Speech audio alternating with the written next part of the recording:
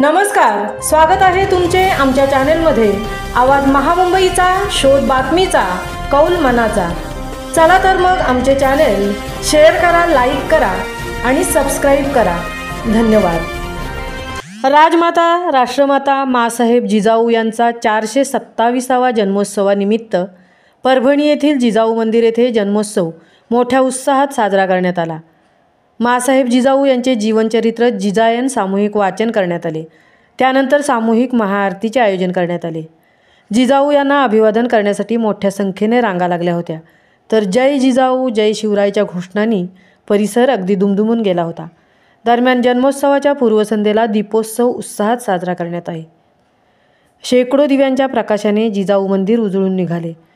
यावेळी मोठ्या संख्येने जिजाऊ ब्रिगेडच्या महिला उपस्थित होत्या। आवाज महामुंबईचा चॅनेलसाठी मिलिंद खारपाटीलसह तृप्ती भोईर, परभणी।